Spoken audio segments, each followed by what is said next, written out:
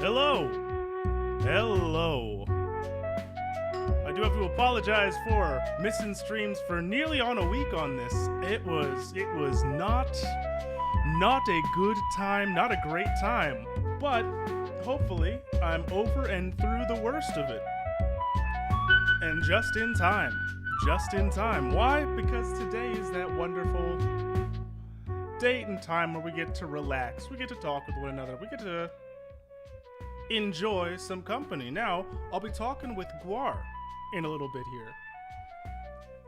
And that's something that I'm looking forward to. We're going to be discussing some game design. I have like a couple of opener questions that are more just, fill in the air. And then we're going to go over our game design, the Reddit for game design, and take a look at some of those posts. Now, I've pre-selected just a few that I found a little interesting. But we'll see how it goes. And speaking of how it goes, bam, hello. Nice to see ya there. Just doing a little bit of cleanup on my desktop to make sure that, of course, nothing illegal comes out. And nothing embarrassing, more important.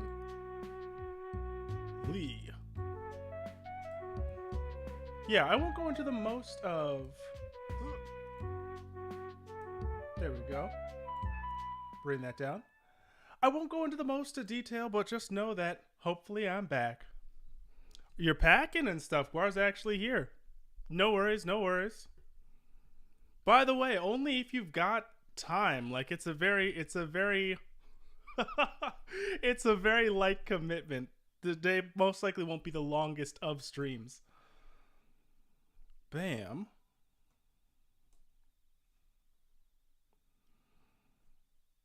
But,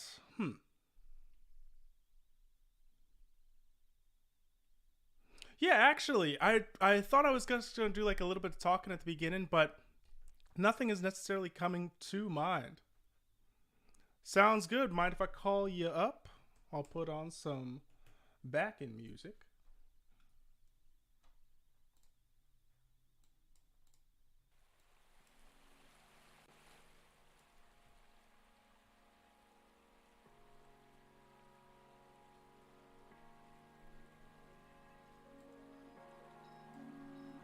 And let's see if I can actually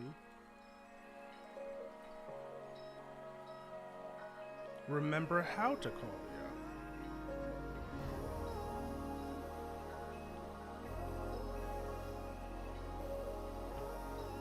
Take that down a little bit. I'm calling. How the hell do you...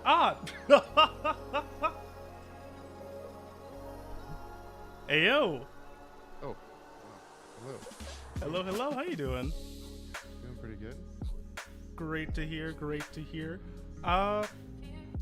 Yeah, so, one, I want to make sure that your volume is actually up. Volume? Is it loud, quiet? See, so to me, you actually sound fine. But I'm wondering, because it's sharing with the lo-fi in the back, if I turn the lo-fi down and then bring up the stream so I can actually hear. By the way, introduce yourself. How you doing? Oh, yo, I'm Jesse, or Guaranic, or Matt Catamiba, or whatever. I don't know, I just fucking make Mode for Majesty, and I play a lot of fucking video games, and like thinking about video games and all that shit. I don't think I have any qualifications at all, but I don't. Qualifications are only as good as the person who's used them. My gosh. Yeah, you just ramble. Talk about. So, one, yes, you're coming through absolutely fine. Music is all good. Guar and I had talked a little bit before just as a mini plan, and I gave him one of two starter questions. Mind if I read that one out? Yeah. Yeah. So, first question being, what are you currently playing? And what love/hate is at the forefront of your mind with it?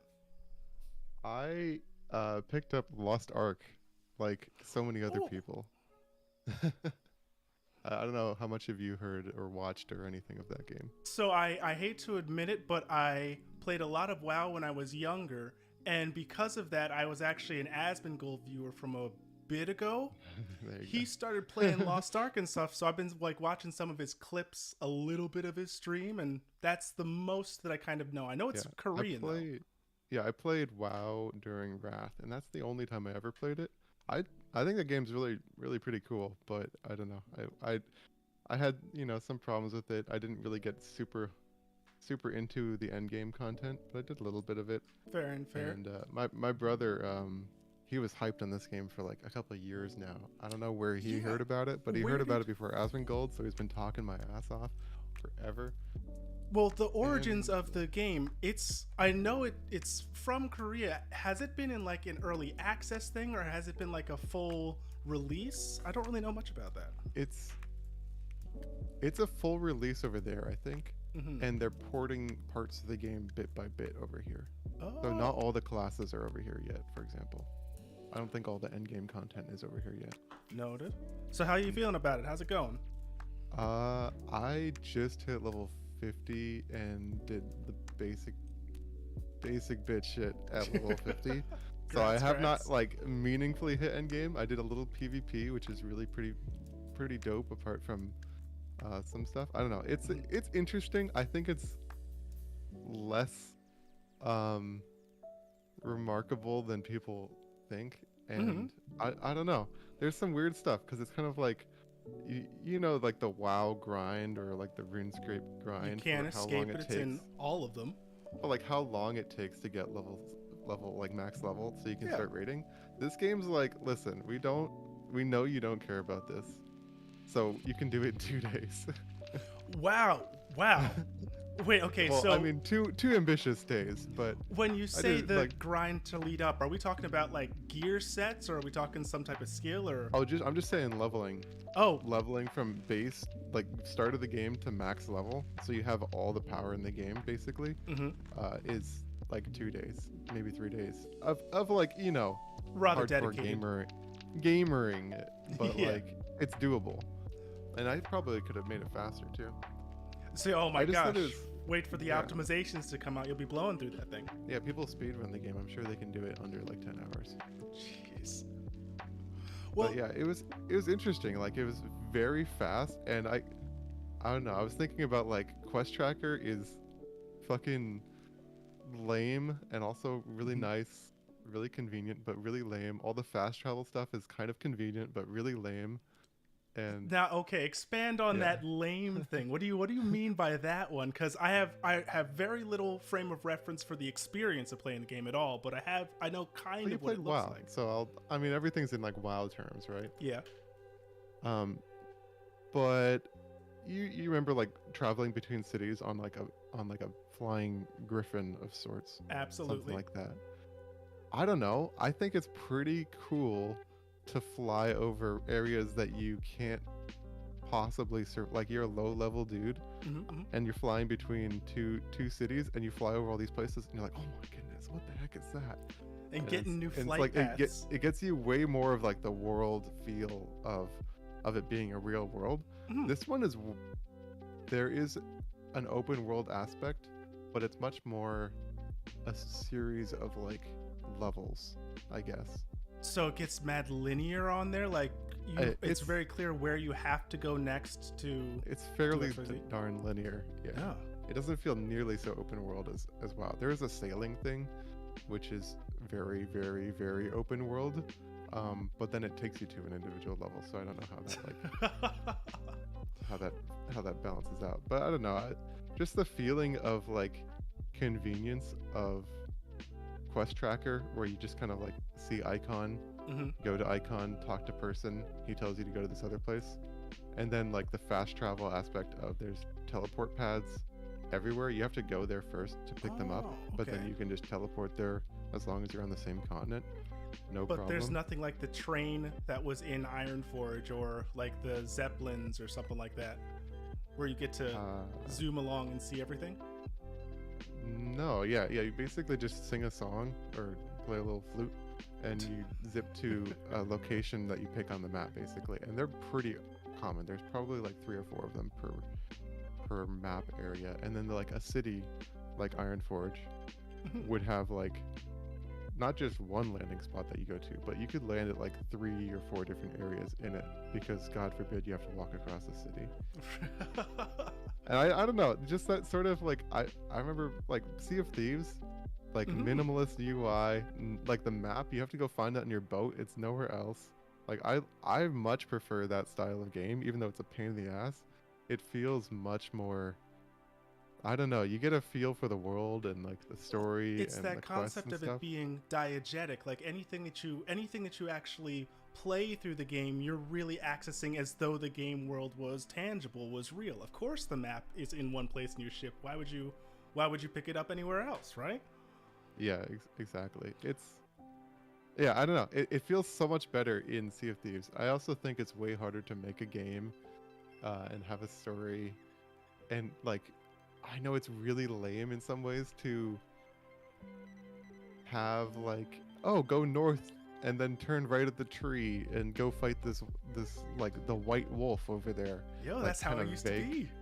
Yeah, I maybe I have this like fever dream of like it being a good thing, this fantasy of it being a good thing, because I know classic WoW has some of that, but then it's also pretty terrible when it's done wrong. Like RuneScape has a bunch of that, I think. I don't really know RuneScape that well, but they have riddles, and you have to look up the solution to the riddle, because Otherwise they're there's so no way to cryptic. get through it. They're so cryptic. Damn. Actually, I want to Yeah. put a pin in that one for a moment, because it reminds me of something that I'm going to complain about in my game. But so you mentioned Quest Tracker here. It used to be that you had to get like effectively an add-on to see quests easily or clearly in old WoW. Do they just highlight the person? Because you say see icon, go to icon. Is the icon something that literally is like a beam up in the sky, or do you at least have to look at the mini map? Oh, I mean, I'm open the quest tracker, press locate. It zooms you to like the part of the map that person is on, and then you find the nearest telepad thing, and you go to that telepad, talk to the person. They tell you to go somewhere else. You press locate, and if you've been there before, then and it's just, I don't know. It's fast, and I do get, and it is kind of nice that you don't have to deal with the bullshit part of leveling. Fair. Man, like, how do you even tell a story? I don't think it's possible to tell a story when you can skip through all the cutscenes and fast travel everywhere in the world. So, Even going on your mount in the city is slower than just teleporting within the city. well, it's teleportation. You can't beat being removed from one place and literally just like plopped in another speed-wise. That's insane. But I had a quick question about that. When they give you the quests, is it like the standard you just read kind of a blob of text that goes on, or like how are they conveying the information to you? I almost couldn't tell you because I just flipped through them at this point. Like, they're like, blah, blah, blah, blah, blah. They say something, and they tell me to go talk to this other person. And they're like, the other person is standing right over there. And I go right over to them, and they're like, that person said this thing? Oh my goodness, tell them this. And I'm like, dude, you're fucking right next to each other. Wow, they can't, NPCs can't walk properly. That sort of thing. I don't know. It's just, that feels so... I'm glad it's fast, I guess, because it would be extra painful. But then I feel like, I don't know. I hate things being like artificially like bloated painful. or expanded just and for the sake of keeping you there for more hours as opposed to actually getting a good experience. Yeah, it's kind of hard to say because the alternative is not better. But then I'm like, well, is it even a... I don't even know where you go from here on designing an MMO that doesn't feel like that. Well, that's certainly something that comes up all over the place. But so one of the things that I at least kind of liked is that back with WoW, even if you weren't paying so much of an attention to the story, the way that they built the world up and like named specific characters, like every single time you go into a new place, you get the discovery EXP and the words come up in big lettering. Even if I wasn't reading the story moment to moment, every once in a while I would at least try to like read through because of what somebody was saying, because it's like, hey, your name is a play on that movie that was really old or something, how many more jokes are in here? Like, how much meta stuff comes out? And by doing that, they kind of hook you with the lore. Is it interesting to talk with those people or those creatures? Like, do any of them seize you? Like, oh, you're so cool. You're such a. I gotta talk to this person. They have some pretty darn sick designs in general. And I think they tried with the story. they give it a go, and there are some good moments in it.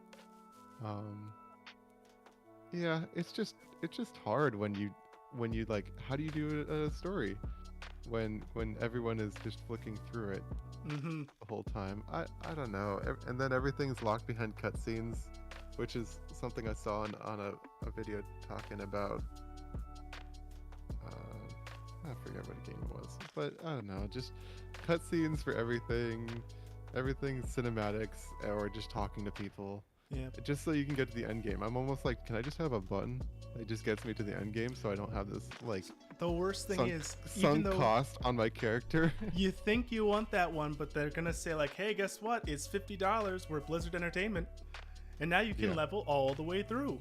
This game also has, I think you can auto free level 2 extra characters once you get 1 to max level. Really? They're big into zipping forward. I was gonna say, but then they must be relying on this end game content really heavily. It's pretty impressive looking. I haven't done enough to judge it for like my experience, but I've watched a bunch on our Discord, just watching people stream it, and it's pretty darn good end game content, it seems. Oh, gotcha. Well, like every part feels like end game. Like you progress past this level of end game, and then you get to the next level that's also brutal, and you get to the next level after that, and it's also brutal.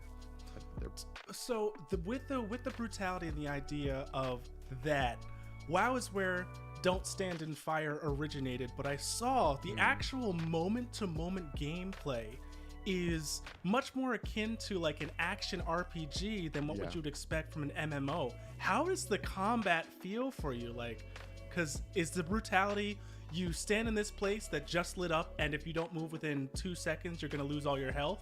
Or is it like these patterns are so hard to get? What is it? There's definitely a lot of that, of red circle, beware kind of deal. I haven't gotten into some of the other mechanics, like staggering opponents and canceling. Like there's phases that you'll have to do certain things. It's pretty detailed, and I think if you don't look up a guide online, you're gonna get your ass kicked a lot. I don't know. I don't know enough about that to speak to how well even in the experience that you've had like they're good at it. Leading up, would you say that, like, well, okay, let me step one back. How much do you have to rely on finding a group in the leveling experience, or how much can you just solo shoulder like nobody's business? Oh, you could absolutely solo shoulder. I didn't die once during leveling. Whoa, okay. The whole story. Damn. Yeah. There's a lot of action RPG type stuff. The amount of people, like monsters and stuff, that they'll send at you at one time is kind of staggering. Just like the entire screen is full of mobs that I'm trying to kite around and then AoE all down at once. What's your class, if you don't mind me asking? I'm the basic bitch sorceress that is the most similar to WoW, and I'm looking to try one of the other classes, which look really cool. Gunslingers and like sort of teleporting swordsmen and all sorts of cool stuff. Gotcha. So I don't know right now what those are like. I got my ass kicked in PvP with them, but I don't know. Oh my gosh, give any sort of PvP, especially in an MMO, I've realized is one of the most brutal arenas you can hope to get into. So I wish I'd say that I expect more from you, but man, that's, oh my gosh. Well, quick question on that one then.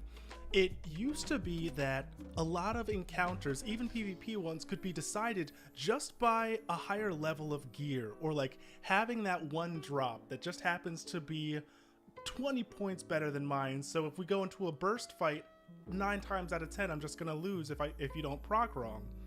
How does that? They have everyone standardized at max level. Standardized. You can do PvP at level like 28 or something out of 50.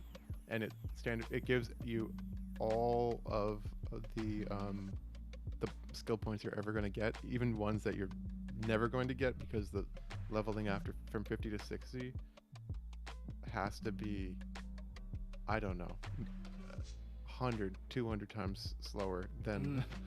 It doesn't matter that much to get from 50 to 60. There are some small perks to get there, but you're done basically at 50. Gotcha.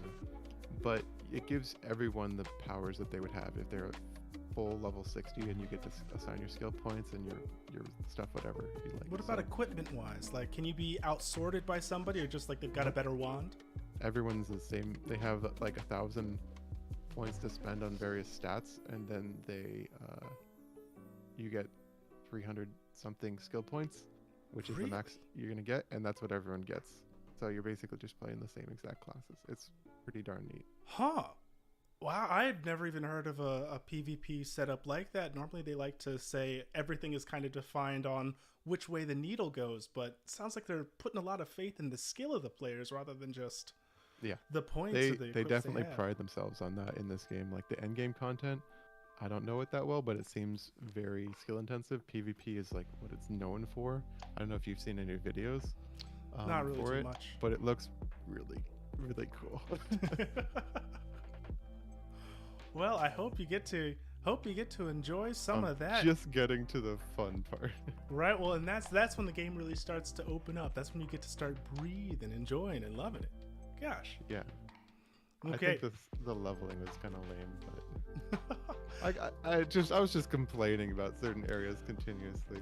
Well, and that's the thing. They probably, if they have had it out for as long as they have, they probably got some feedback about where the hang-up in the game was, and if they had a longer, more arduous leveling that they did kind of badly, it only makes sense that they would want to optimize the hell out of it now.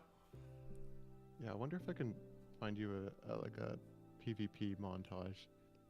Yeah, take a look. See what it looks like.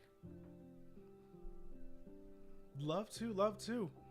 For the moment, do you mind if I air the gripes about the game I'm playing currently?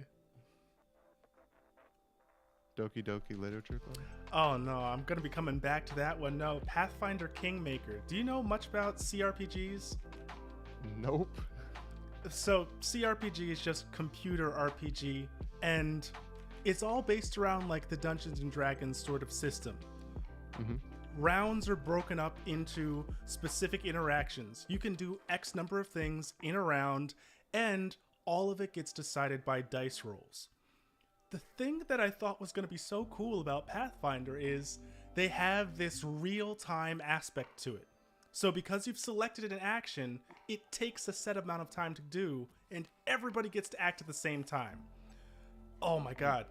That's like the dream of it. It's like simulating real life.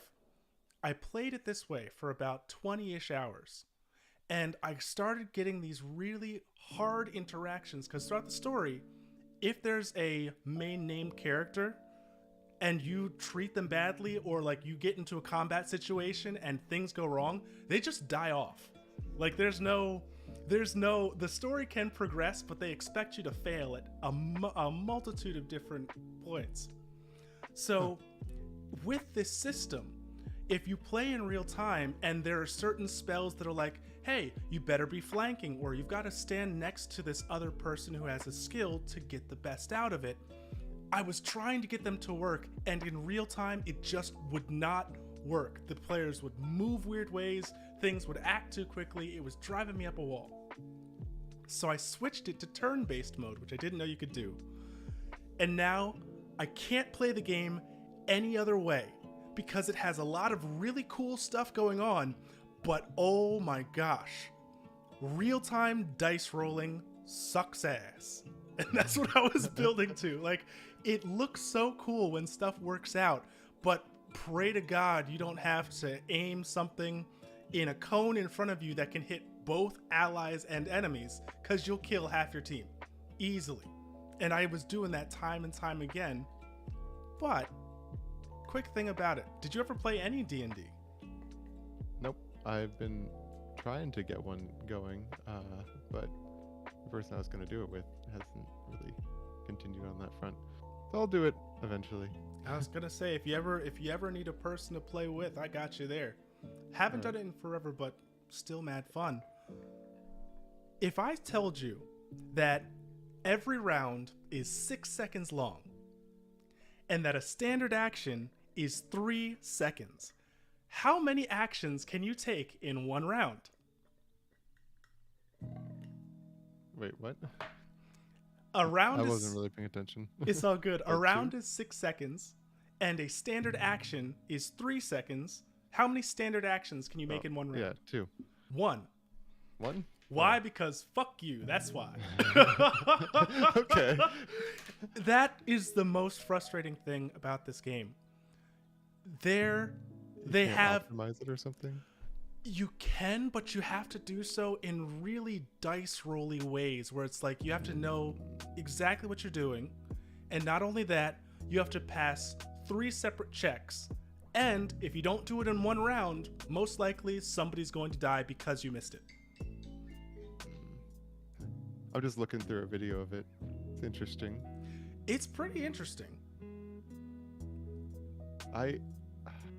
Sometimes games have mechanics that are kind of a holdover from something else. Mm-hmm. And I'm just like, can you just make the game more fun rather than doing it because this is the most logical, strict to our philosophy way of doing it? Mm-hmm. How about we break the way of I don't know, some of the clunky parts of D&D or something, just for our game to make it more unique and fun. And that's what Pathfinder was, tabletop originally. That's what they were trying to do. And they made a system that is mad clunkier in other ways. And it's so frustrating. Yeah. Because it's like... I mean, at least with tabletop, is there like any discretion for like the DM person? So there is. Sometimes you can have a slight changes to the rules that fit a certain type of play style, or if the DM is knowledgeable enough, they can kind of edit the encounters and what they will allow you to do, which is something that sticks with tabletop, because then you get to like form a relationship with the DM. You get to know kind of how they go about things and what's going to be fun and what isn't.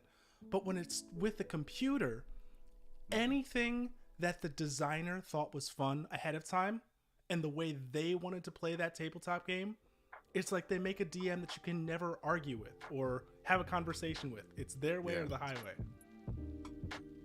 I can totally see that. Mm-hmm. So yeah, no, that's all I wanted to... That's the one that I wanted to complain about. Why the heck? Because I love the idea of timing, but why would you then go against what kind of makes sense just in order to fit your game? Like it's felt very disingenuous by the game. Or it's like in Slay the Spire or some sort of card game. Mm-hmm. If you have 6 mana or action points or something, this one takes 3, this one takes 2, this one takes 1. You want to use all 3 of them because you're being mathematically smart and optimizing stuff. And then the game does something that doesn't even make any sense. Mm-hmm. Building up expectations just to take them back down. Killing me. What do you like about the game? So the thing that I do like is when combat goes well, and when let me put it 2 ways. When combat goes well is 1, and when a quest line gets interesting is 2. The writing in the game is, in some ways, a little bit, to use your word, lame. Like, oh, really? They wouldn't say this or this. They almost do the thing where it's like, hey, in a conversation, it shows you exactly what you're going to say, but you have to roll a perception check or an intimidation check. And I'm like, okay, I've got a 30 here. I should be fine because we're only checking for 15. And they're like, yep, it failed. Yeah.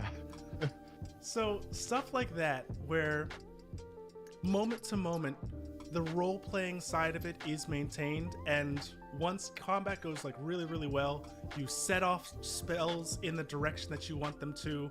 You have everybody make hits that make sense, and it's very satisfying that way.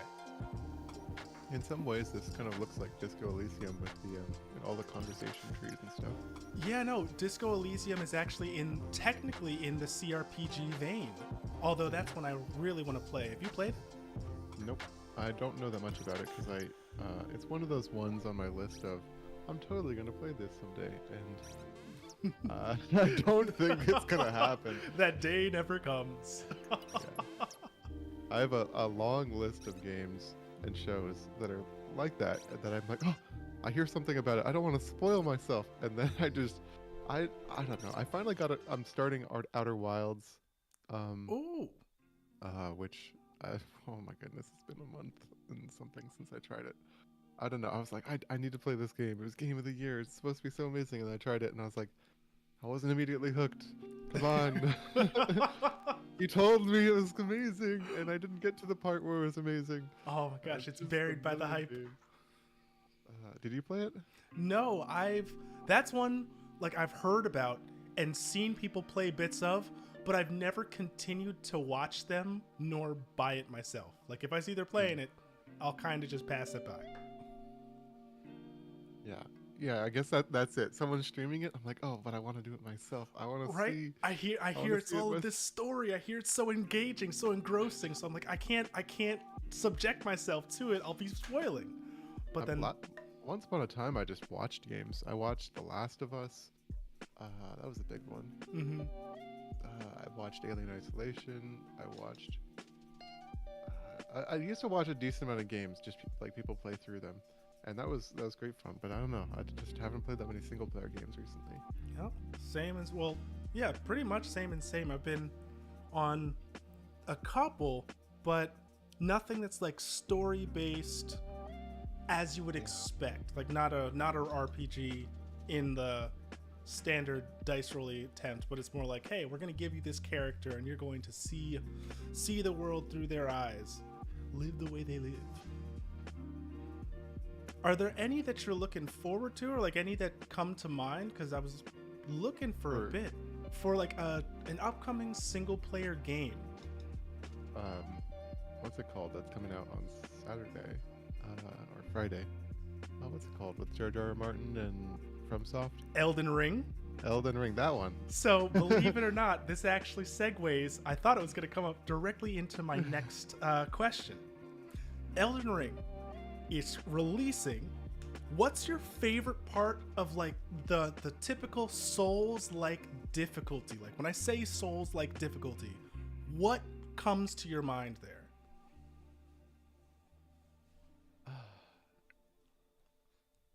Typically pretty unfair, especially your first couple tries through. I haven't played one, but I've watched a bit of them. So I get the feeling I'd either love them or I'd hate them, and I don't think I'd get anything in between. Mm-hmm. That's normally the way they kind of go. I don't think their games are very fair. Well, fair how? I have like a dream of like when you see a gameplay mechanic that you should be able to, in theory, first try it. And I don't think those games have a lick of that. I think they kind of just, you walk into a chamber and the boss clops you outside the head and you die. Just like that. And you're like, oh, I'm dead apparently. And you run back there and it happens again. And you just kind of suffer through that. The thing just a sort of tangent, is that when you don't have a save point right in front of a boss and you'd have to kill mobs that can kill you if you're not careful, mm-hmm. and then just to get to the boss, I feel like that would be the most frustrating thing in the universe. Mm-hmm. I think that is like the single reason I'm telling myself on why I don't want to play those games. And I don't know why on the hard bosses they don't do that usually, but on a bunch of the bosses you have to fight through guys that absolutely will kill you, or at the very least burn health potions that you really need. So actually, now it's really interesting. It's interesting that you brought that up, because one thing that I realized about Dark Souls, I played the Prepare to Die edition when it came out for the 360 or like an Xbox One. You're dating yourself. I can't help it. I was so excited. I had choir practice that day and it got released. So after choir practice, we went to the GameStop that was right next to the church. I bought that thing with my own money, and then I went home and I played it, and then I didn't touch it for like another 2 years. And then I came back and played it again, and it was awesome. Yeah. But yeah, that's really the experience is hate it, come back, love it. Well, and or just suffer through it the first time. The reason that I loved it the second time is because in a lot of ways, you don't have to suffer through large parts of the game. Like, have you ever seen a speed run for it by any chance? Not really. Someone did. I don't know if you heard about this. They speedrun all the Soulsborne games. Yeah. No hit. Yeah. Happy Hobbs, How? I think. How? So How? this is what you gotta realize. The game is fair if you play it on its terms. So there are some enemies that you can run by really easily, but if you just try to like straight up run past them, their attack tracks you. You will get wrecked. But if you wait for them to attack first and then run by, they're so much slower than you, you leave them in the dust. And they really go into their level design with that in mind. Like, they will put a couple of gotcha enemies in there. If you don't look to the left, a guy will literally come out of nowhere and like kick you off the side of a cliff. But they also have these moments where the spacing of the enemies is just so that if you run and jump this kind of way, 80% of the time you'll make it through unscathed, and then the creatures don't track you to the next room. So if you get into gameplay like that, it can be really enjoyable, mad fun. So what was your original one? What comes to mind when you think of Soulsborne style games or something like that? Well, what's your favorite part of Souls-like difficulty? Sup, Georgie? I don't know. I really like that there are games just with that level of difficulty. The way Sekiro did it was the best of those, I think. At least to me, making you have to stand there and fight the guy head on rather than just chipping him down for 10 minutes. Mm-hmm. Well, and I think that they do a really good job of, once you're used to it, telegraphing all this stuff and just kind of training you to actually really deeply understand what you're interacting with. Mm-hmm, the intricacies of the actual moment-to-moment gameplay. It's very different from what you were talking about with Pathfinder. Pathfinder is, you're insanely strong, but you roll wrong, you RNG wrong, and you're toast. You screwed yourself. This one is, if you're perfect, you're perfect. You will not get true, hit. Right? Well, and that's the thing that comes down to like the heart of the gameplay. Anytime that you give a lot of control to the player, anytime you kind of lean on that action side of things, you want to make sure that the player can't just demolish everything without having sunk the skill into it, without having, like you said, taken the time to really learn and master all of those different aspects. And that's something that's really enjoyable about them. You feel like you grow with the FromSoft game, with that Bloodborne Souls-like style. Yeah, you feel very good at them by the end of the game. Mm-hmm. So I've got to say, I learned a skill. I think you should give him a really good shot. I think you'll like him. Yeah. Do you think Elden Ring? I mean, we don't know anything about it. Truth. Do you think it is a good one to start with? Because I just watched all of Sekiro, and it looks pretty amazing. And I don't know.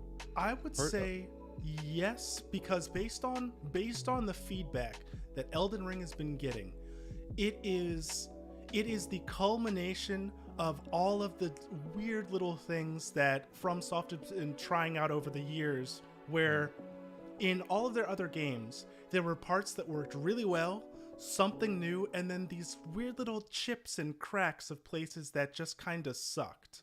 And it seems like Elden Ring has steamed all of that out in like every single moment of that game, from the gameplay to the actual design of the levels to the look of the levels, has just been dialed up to 11. So it's like you can't get a better experience if you're looking for one. Mm-hmm. Yeah, the original Dark Souls, I think, are pretty hideous. Hideous. They did look-wise? remaster them visually, and I think the visual style, just how damn pretty it is in Sekiro, is a big one. And Bloodborne has a really cool aesthetic as well, and I think Elden Ring does as well. So that's a pretty big part of it, plus telling a really compelling story. I don't know the original stories from Dark Souls. Is there any notably good story? I actually want to talk about that for a half a second, but Georgie says, what about bugs and glitches found in games by the players? The talk is about games and game design and game development. Right now we're kind of just messing around and talking as we are. We'll come back to bugs in a half a second. Let's put a pin on that one. So Guar, something that I think elevates the whole like Elden Ring Souls like to a different level is how they present the story. Remember how you were talking about in Lost Ark where you can kind of just like flip through all of the cutscenes and whatnots? With Dark Souls especially, anytime you speak with a character, they will rarely ever give you exposition. Like, rarely ever give you exposition, but they're always fully voiced. They always have a very distinct look, and they always never do much more until you're not looking at them. Do you know what I mean by that? So do you mean in a different scene or literally not looking at them? You'll see somebody in a starting zone and they'll say something weirdo cryptic to you. And then you'll leave and you'll go through another part of the zone, and when you come back, for some reason, they won't be there. But then, like 20 hours later, you will see this person in another zone that is way, way off. And they'll say something kind of cryptic again.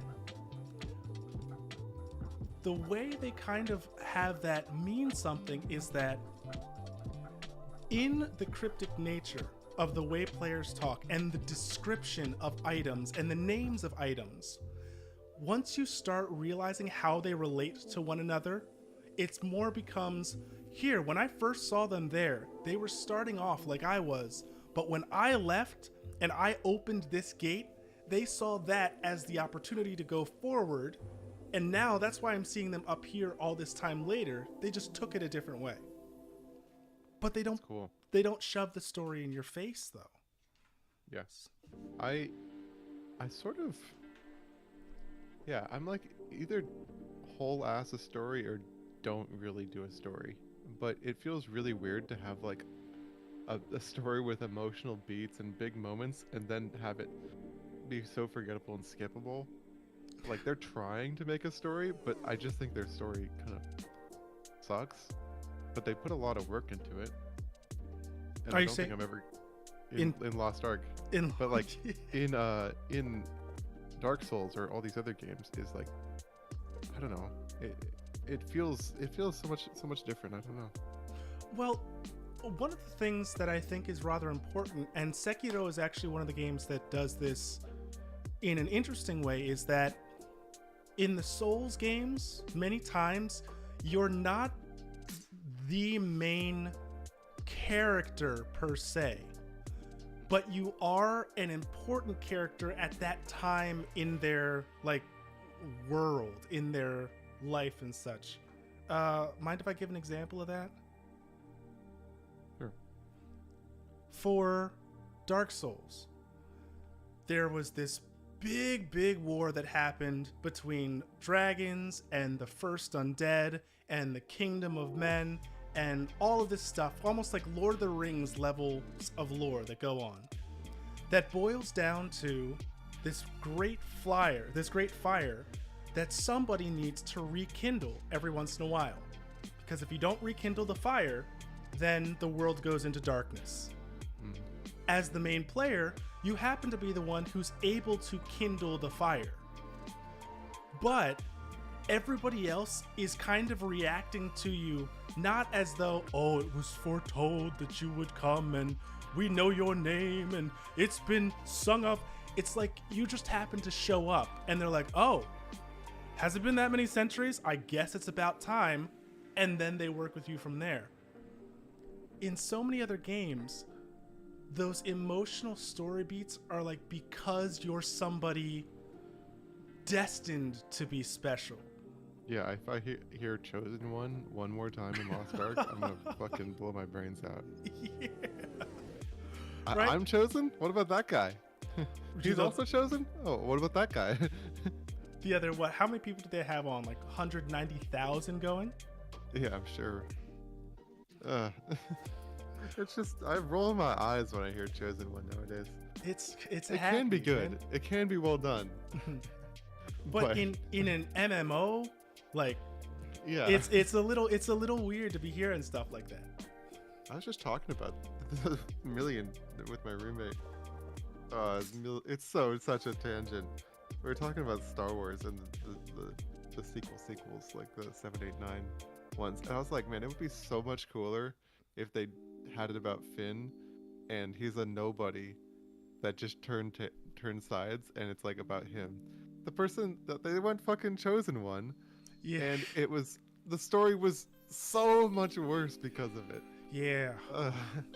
Well, basically, that sort of thing. I think you can make a way better story by not going Chosen One on all your characters. Well, it's so digestible, though, which is why the reasons you have that reaction to that phrase is the fact that it gets the point across. You don't have to think too hard. It's like, okay, I kind of know what to expect, so. She's a tsundere. We know what she's going to say.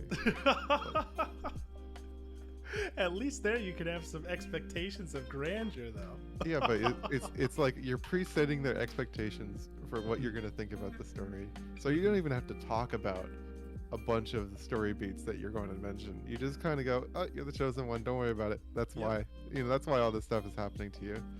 There's practically no expectation of failure for it. It's like because you're playing and because you're chosen, you're going to make it through no matter what. So put that on autopilot. Okay. And Georgie just say development of games is so fascinating. How they hide and put side characters in places. I love that. I love that, and I think it's really important for the character of the game. You know, like not a character in the game, the game's overall character. You ever play Rockstar games much? They're the kings of that. A bit. I was gonna say I didn't play the most of them, but I have actually watched a lot. Now those are ones I do watch a ton of. Just the amount of detail they've gone into for, these two, like, you could probably follow 2 random NPCs around and just watch their life. Like, these guys just backpacking in the mountains, or like all these random people with their own lines of dialogue. I don't know how they run their game, but they must just have like large teams of people that all just kind of come up with random characters and they just plop them in the story. Right? And they're just the whole world. It's a level of detail that's kind of pointless, but I really love it, and it adds a lot of character to the story. Right.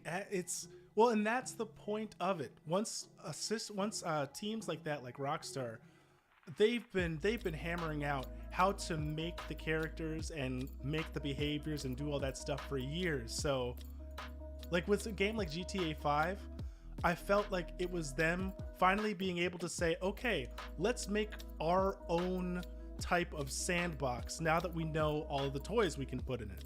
And it's like, well, how far can we push this? Instead of them trying to figure out, like, how am I even going to get this person to work properly?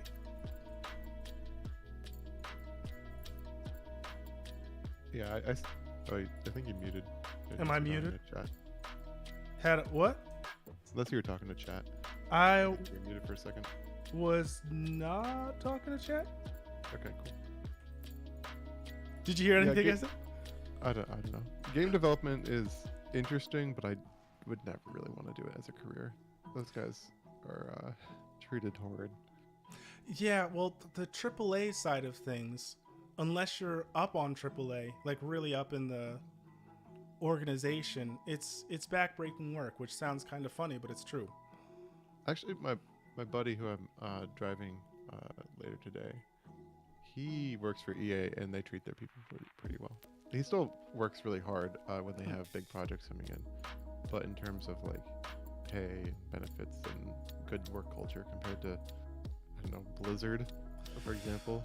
It's a shame. They do a pretty good job, it sounds like. Yeah. I'm glad for it, and that's kind of the... Even if they don't treat their players that way. Well, let's put it this way. Luckily enough, EA can put some of the millions upon millions of dollars that they've been sucking from the player base into treating their workers properly. I'm like, if I had the choice out of all these things, and if it was somehow like a binary choice, it's, you know, if the money is going towards the people actually working for the company, I have way fewer complaints about it compared to, you know, executive boards and very predatory schemes. They're not even as predatory as some of these other setups. Like mobile games. Well, and that's the other thing about it. How much of it is from the outside looking in, it's not that bad, and how much of it really is like just dip your toe in and you'll see that some aspects of like even smaller studios can just be terrible. Absolutely. I work for a pretty terrible company, well known in California, but we get treated pretty well working there, so I can't complain. They've got to keep somebody running them. Yeah, and it's better on the inside in terms of seeing how things are going than it seems like from the outside. Okay, well, I won't say what company it is. You please do not. They're pretty infamous. Do not get yourself in trouble. No, I couldn't get doxed or anything like that. Oh, not even the doxing, just the thought of speaking of work out of turn.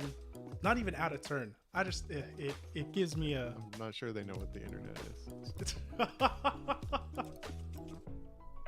Given the stuff I work with daily. Dang. Okay. At least I got to work from home. That's the upside of that, though, right? And tune in at 2 p.m. I appreciate it. Oh my gosh. So. I have a couple of things from Reddit, which I want to hear. Okay, because this is the part where I need some better mind on how to actually do this. I want to send you a link to the page that we're looking at, because I don't just want to like read it out to you and just see how you think. You can link it to me and I'll read it, and then you read it out. Can do. Okay. Bam. So, link is going through right there. And this one starts out mad simple. Why are limited inventories so prevalent in survival games? How are they important? How does having bigger or smaller inventory affect gameplay? Discussion, all of the above. So, I just do want to pass that off to you for the moment. Why are they so prevalent in survival games? How would you approach this question? For a real why? Probably because that's the way it's been done in some game that was famous once upon a time, and here we are, because that's how fucking everything works. Truth. And they don't. Oh, why does Lost Ark have all these shitty leveling mechanics? I don't know, because every other MMO has the same thing. I don't know. Okay, because it's a genre, because they have this thing. Okay, that's the stupid answer. Yep, but it's still appreciated. They definitely want to. They're going for realism would be another part. There's this element of in a lot of games. Oh, we want to be realistic. You only have a backpack that can fit so much stuff, and they want you to choose what you're putting in there. It really is so pointless feeling in some ways. Because I wonder if there's any good answers on this, because I don't know if it's a good thing or a bad thing to have a limited inventory. Well, I would say that the answers for these are almost always yes-n't. Like, yes, there are some things, and no, there are some other things, but it kind of depends. What I really think it comes down to is how you're trying to design the survival aspect. Like you mentioned with the backpack, there's a game called it's not the island or the forest. The forest. Yeah. See, you know what I was talking about. Yeah, it's a cool one. The forest is really cool, and part of the idea in the forest is building yourself up.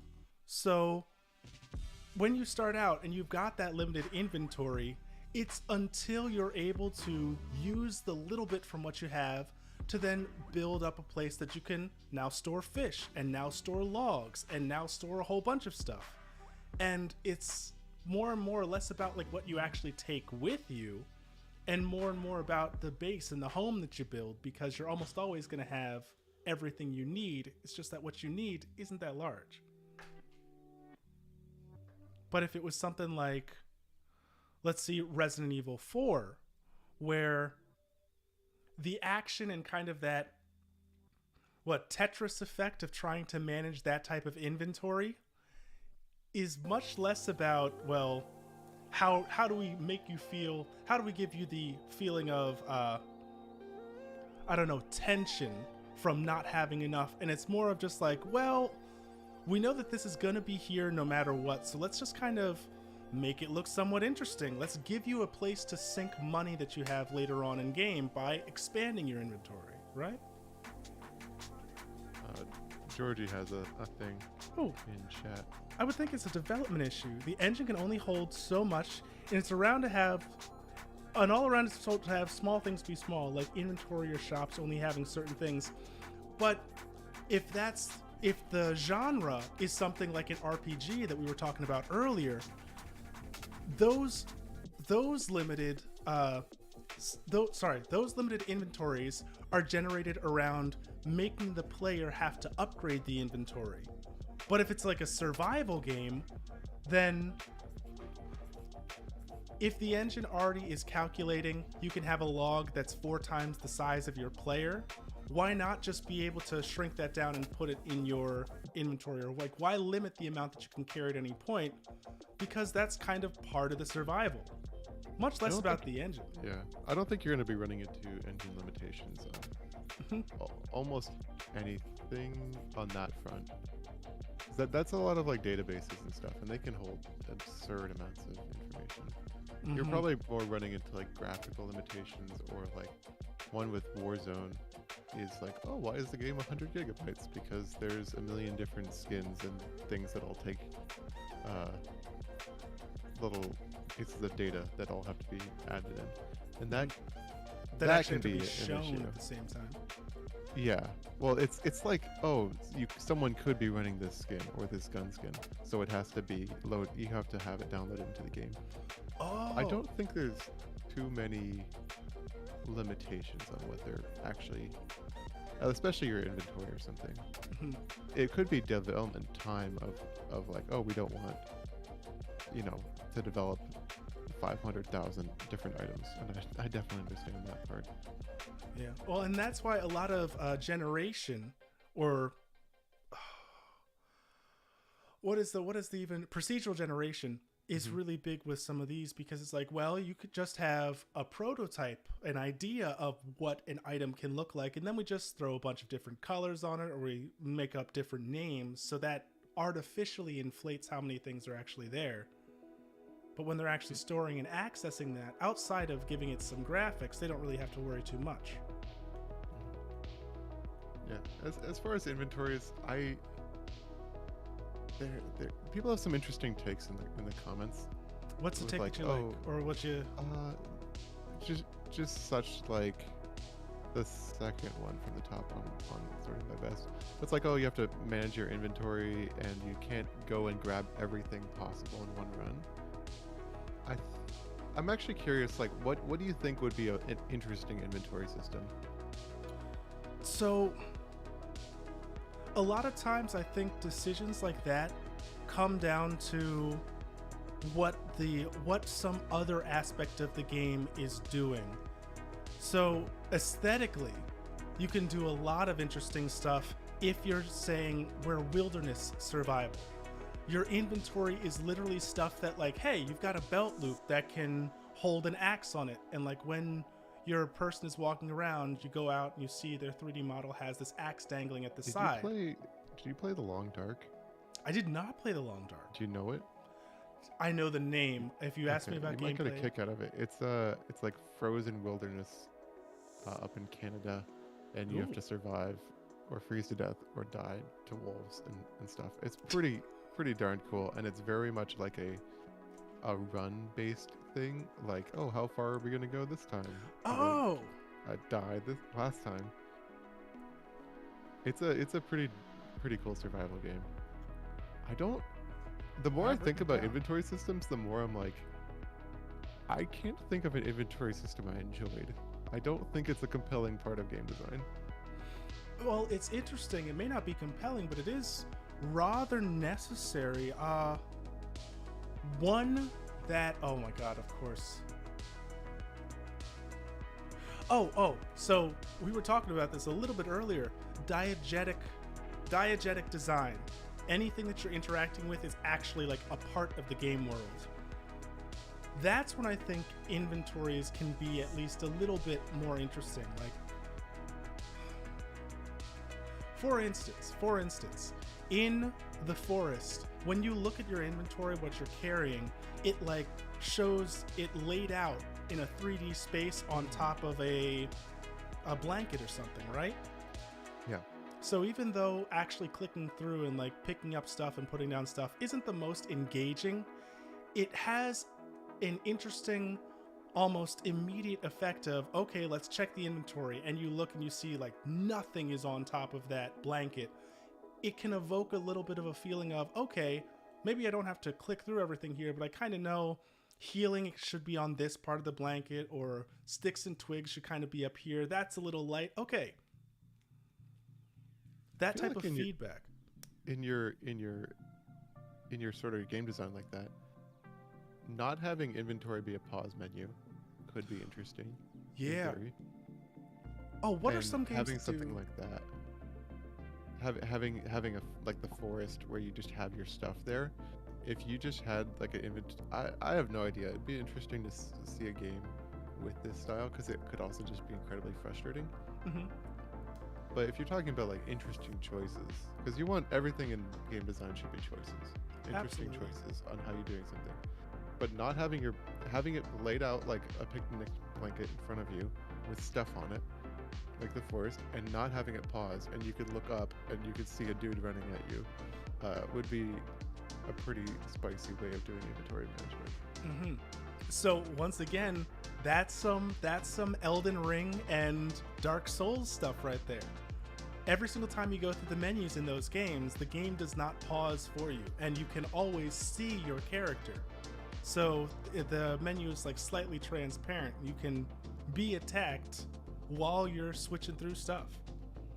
Yeah, especially for survival games, I really think survival games of just managing resources are, I think, pretty boring. Mm-hmm.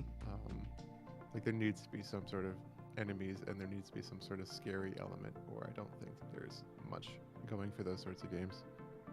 I honestly can't think of many survival games that have... I think the idea of survival games is much better than survival games. That is kind of fair. They've been coming out for almost a decade now of some sort of zombie survival game, or like a wilderness survival game, and I'm like, they sound so cool, and they make cool trailers, and then you play them for more than a couple hours, and they're not that interesting. I don't know. They may be fun with co-op and stuff, but Yeah. Oh, and that's the thing. It's like they've gotta when the survival aspects aren't strong enough design pillars, they've got to make it into something else. Fortnite was a zombie survival game at first. It was. Like, I remember reading about Fortnite in Game Informer years ago, and everyone was so excited about it. And then look, they couldn't do survival if it hit them in the face. Yeah. And then they switched things up, and now they're, you know, something else. Yeah, something it's something huge. Else. Well, that's actually something that I really think is something you don't find in other mediums as much as in game design. The idea that you could be sitting with the right parts, the right tools, and just not have them put together the right way. But as soon as you switch something around, or as soon as you hop genres, or as soon as you make a slight change, everything about the experience can then become wildly addictive, successful, fun. Mm-hmm. I remember seeing a GDC talk about Slay the Spire, or it was some sort of talk from them, talking about they didn't reveal what the enemies were going to do originally, and then they changed to show what the enemies were going to do the next turn, and the game was good. It was not fun at all before that, and then they changed that one thing, and the game was good. Can always be something small like that. Yeah, and now that game is wildly successful. Everyone loves it. Oh my gosh. Georgie says... There's probably tons of games like that. Sorry, I wanted to catch up with Georgie. He says, I played games that didn't have inventory because it didn't need it, as well as games with a small inventory and tons of supplies. And they changed based on difficulty. So to your other point, yes, there are plenty of games like that, like the slight changes made the game, but you don't really hear about them outside of GDCs or anything because, hey, development doesn't want you to know about it. But Georgie just mentioned that bit that kind of, I think, is a little bit interesting.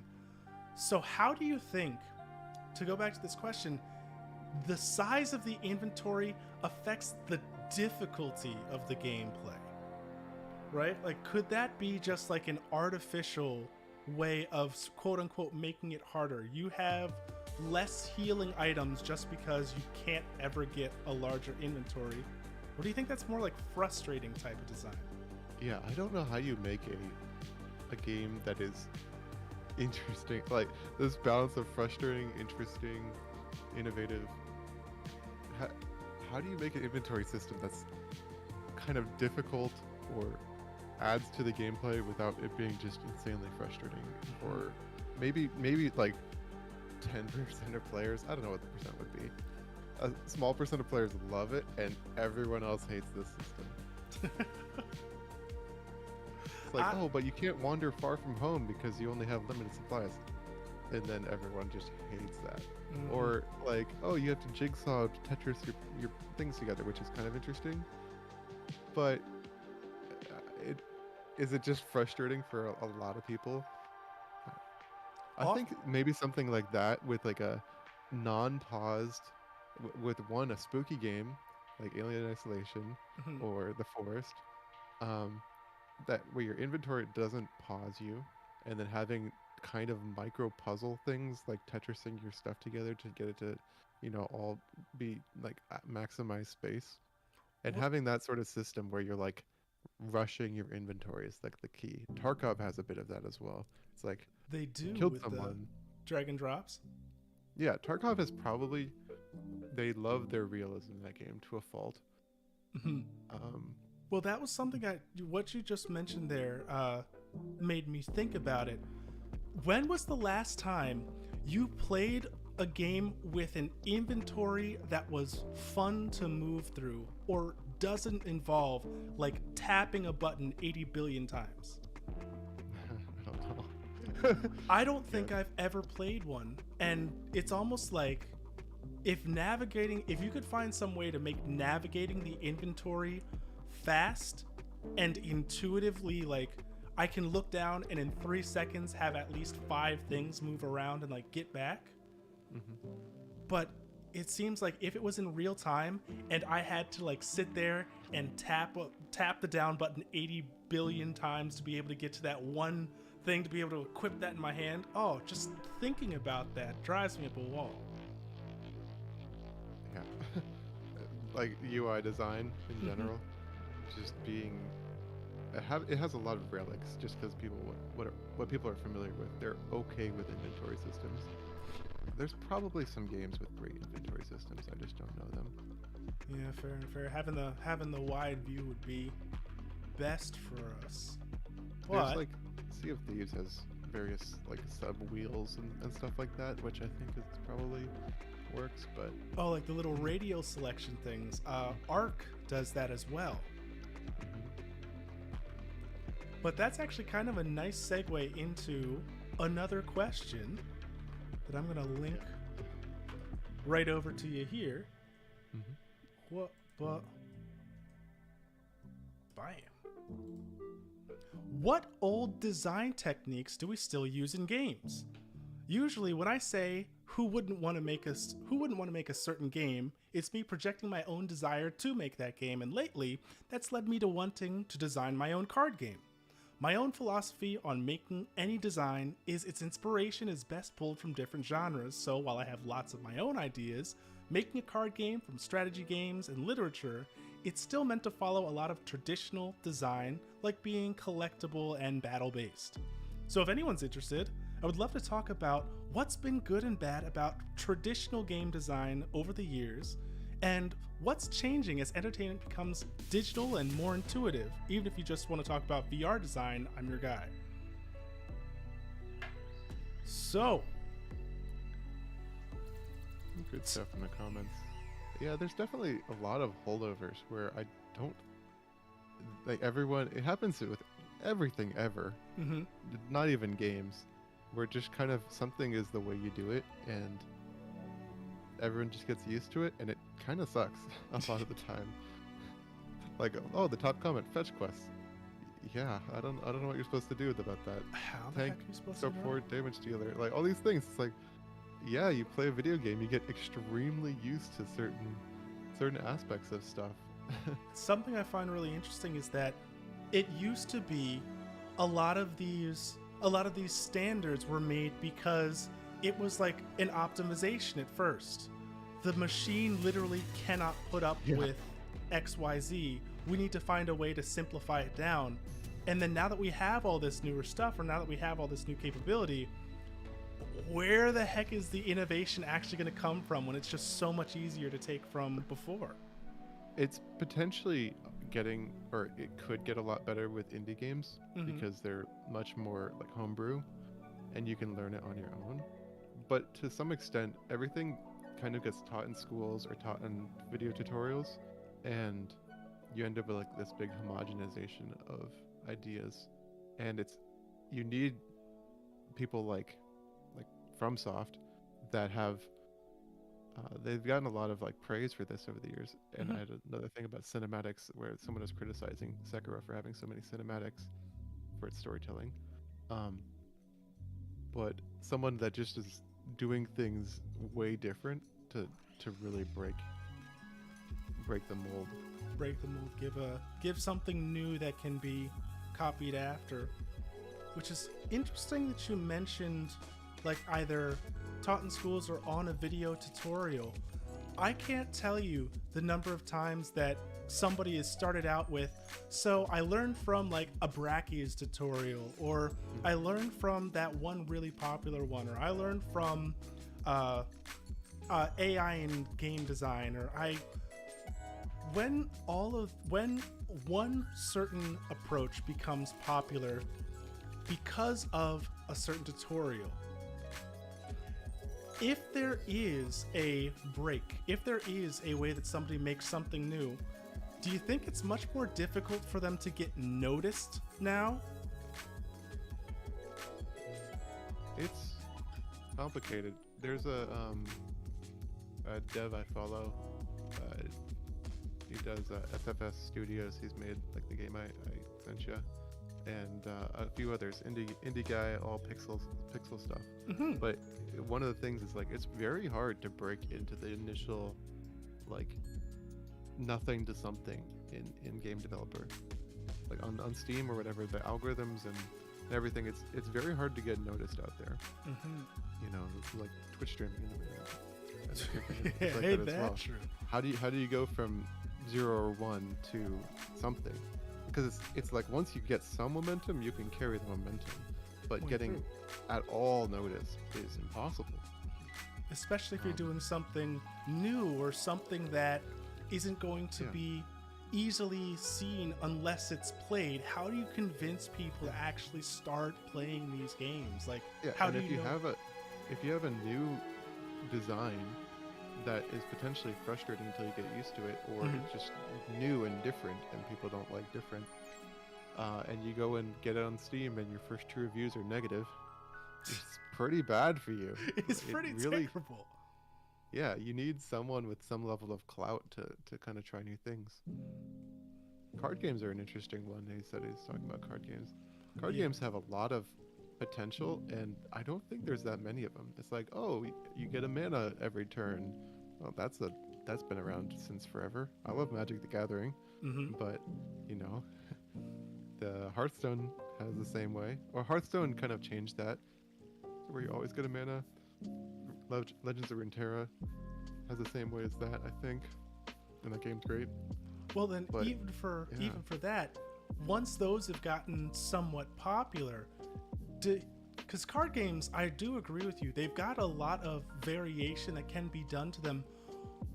What would you call that style of card game where it's like you're against another person, and you're constantly trying to play to lower their health points, like the Yu-Gi-Oh type of interaction, as opposed to something like Slay the Spire, where cards are there, but they're more about limiting what you can play against the computer, against an abstraction of the card. You're not really putting a card down, you're hitting them with a sword, XYZ.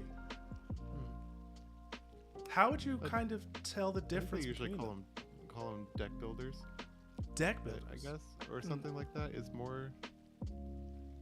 Yeah, the whole PvP aspect is so different. Yeah, I don't know. It's they're like very different, Hmm. but how are they different is interesting. Yeah, I'd never thought about it until you mentioned it right there, because I was like, I know they're all technically still card games, but card game itself is like a genre, right? So is there something that is an action card game versus a strategy card game? Yeah, and then I was trying to get my buddy to play Super Auto Pets, Yeah. and he doesn't like auto battlers, but I'm like, it's kind of like Slay the Spire in many ways. It's like that sort of per, that's kind of a weird hybrid, because it is a PvP game, It is. but it's and same with TFT and all these games. So it's not just it's not just going against an AI or not.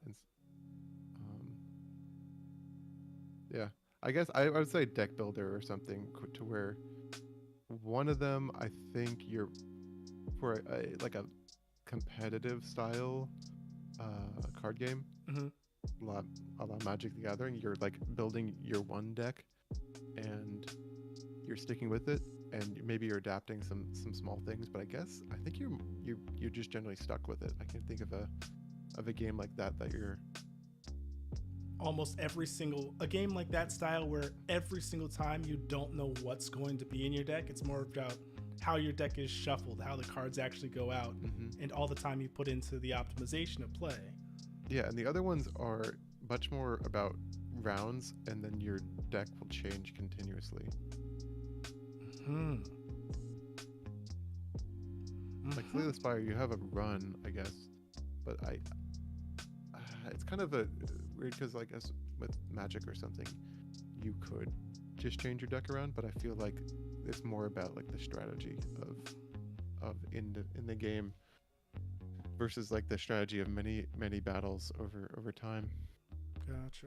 The level of variability that you can expect Yeah. in one way, I mean, on one side, basically is the entirety of the game. So what you go against is variable, the cards you'll get are variable, and the way that you're allowed to build forward. Like shops won't always have the item you're looking for, or even the same ones. But on Magic, it's much more about the randomness is pretty much isolated to your deck and your hand. And then you really have to think about, I know that there is most likely some optimal way to get through this hand. We built it a very specific way. And like more how interaction with the opponent, I think. Mm-hmm. Generally. I want to say there's generally more interaction with the opponent for a traditional card game. Also, when you're talking about old design techniques, both of these games are based off of one game apiece, like Slay the Spire or Magic the Gathering. And that's, 90% of what you're going to see in these games is like identical to those. Mm-hmm. Oh, then the small bits that get changed. So, yeah, it's interesting. If somebody was looking for a way to kind of push the technique forward, or at least make something new, it would be a lot more about like, how can I look at this older technique and then change something about it that benefits my game, like my idea. Mm-hmm. Otherwise, it's more of the same. Effectively, you're just reskinning anything else that comes out, and that allows that old design technique, especially if it gets popular, to just keep on going. It's a little sad that way. Mm-hmm. You really just have to mix genres, I think. Mm-hmm. So I don't know what the next big card game genre will be, but it's like I cannot believe that we've reached anything close to like a final. Like all the genres are revealed, because it feels like there's really only like 2 genres of card games. Maybe I can't think of another type of card game besides something that feels pretty similar to one of those 2. Mm-hmm. Maybe auto battlers are switching into something sort of different, from Slay the Spire being more like a. And I was also thinking Inscription, because Inscription toes the line on a couple of these. Yeah, well, and that game's intentionally different, which is, I guess, what you're looking for is intentionally different. We're trying to be weird. Yeah, and as you were saying, they get to kind of get away with it. One, because they execute so well, but also because the game was looked forward to. Like, those design decisions that got made. A famous game dev guy, I don't remember his name is, but he's done a lot of stuff, and they're all different and weird and innovative, and like for different reasons, I suppose. But that's who you're really looking for with these. Mm-hmm. I like it. Okay, okay. I'm gonna pop this one over to you, just because it's a little bit. I think it's a little bit more in your wheelhouse than mine. Gunplay. Apex Legends. Yep. What are some examples of unique gunplay mechanics? I'm gonna pause on that. Georgie says, I don't know card games very well except for like Uno, Cards Against Humanity, and the standard suit system of symbols. That is just kind of called cards. I don't know if there's outside of like calling them standard suits. I don't know what you would call like the standard deck of cards, if it has like a special name or something. Playing cards, I think. That's the most complex it gets. But Cards Against Humanity. I was gonna say, I completely forgot. Those are all technically card games too. Yeah. Cards Against Humanities. There was this site, I think it's still around, Pretend You're Zixi, where you can play online. We used to play quite a bit on there because there was another site, Cardcast, where people could make their own custom sets and you can have them mailed to you. But one of the things is between these two sites is on the one where you could play Cards Against Humanity, is you could import people's sets from the other one. So you could just import a bunch of them and they'd be all sorts of fucked up. All kinds of fucked up. And the game actually is pretty good, because normally with Cards Against Humanity you play it like once or twice, 1 or 2 sessions, and you're getting kind of sick of it because you've seen all the cards. They're not You know what's going new. to come up. But when you import like 10 plus sets of many hundred cards, you never see the same cards again. Or you're getting drastically different combinations. It makes the game amazing, but it's also physically impossible to play that in person. Your Yeah. tower would be a foot tall of cards. Oh my You gosh. can't play that. You can't play that. You can't even shuffle that thing well. It's My like gosh. 2,000 white cards, 6,000 black cards. Like, it's not possible. Well, oh, now that's in a case like that, the digitization aspect Yeah. is You can do so much- crucial. You can do so much more new things with that. Making things digital. Card games are like almost feel like made to be digital. Yeah. And being practical has so many limitations. It's like, oh, video games, RPG games are all based on D&D originally. Mm-hmm. Because they're like, okay, we have all these mechanics, but it starts getting very monotonous trying to calculate all this stuff and writing down all these numbers. It's like, video games are kind of made for that. Right? It's leave it up to the computer. Why have to actually, even though dice are cool, Yeah. you can have 1,000-sided die in there. No But then worries. With a good DM, though, you have the discretion that people love with D&D. I'm talking on my ass because I don't know D&D that well, but the DM being able to change the game. It's like, oh, the guys kind of like this area. Maybe I'll expand on it some more, or we'll stay here. Or like, oh, this area sucks. Let's keep the story moving along. Or like, oh, that's a good point. Maybe we should do this thing. Or story. But you get to modify it in a way that's impossible for anything we have. Mm-hmm. We're not even that close to that sort of thing being possible. Right? Well, and uh, the closest that anybody has computers. really kind of come is like AI Dungeon, which responds to anything you type in and tries its I've best to used go those off. a bit, bonk, and they're AI Dungeon, especially Novel AI, is another one which is definitely better, Mhm. especially once you do the customization. But you learn the limitations, and I've also worked for an AI company that does like autonomous car stuff. I am less hot on AI stuff after working for that company and using this product than I was before, because you see how they kind of think, and they're not thinking is the thing At all. They're AI Dungeon is their predictive text engines, so they're trying to predict. It's like when you're typing on your phone and it's like, oh, what's the next word? There. Oh, the next word could be is, or there are, or there were, or like, what's the next word? So it's just doing a very, very advanced version of predictive text, and it's not scalable at all.